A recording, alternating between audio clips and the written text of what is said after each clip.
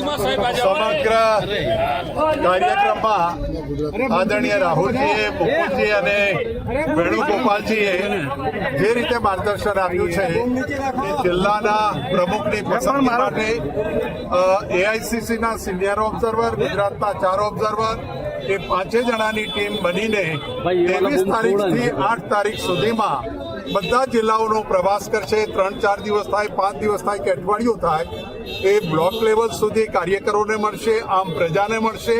કોંગ્રેસના જિલ્લા પ્રમુખો જે બનાવવાના છે એમાં કોઈનો વ્યક્તિનો નહીં, કોઈ જૂથનો નહીં, સામાજિક સમીકરણ, ભૌગોલિક ત્યાંની પરિસ્થિતિ શું છે એ બધું નક્કી કરીને 4-5 દિવસનો પ્રવાસ કરીને બધાને મળ્યા પછી 4-5 ધામ એઆઈસીસીને મોકલવાની જે પ્રક્રિયા થઈ છે એના માટે ખૂબ સારું માર્ગદર્શન આપ્યું છે.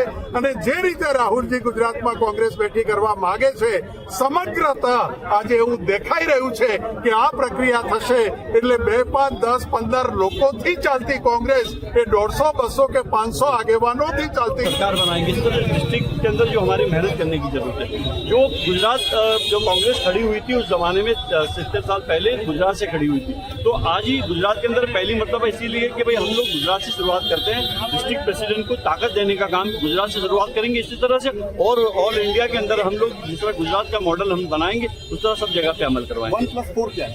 1+4 के एआईसीसी का एक व्यक्ति होगा, 4 प्रदेश के जो मेंबर्स होंगे और वो मिलकर काम करेंगे. क्या काम करेंगे? कि तमाम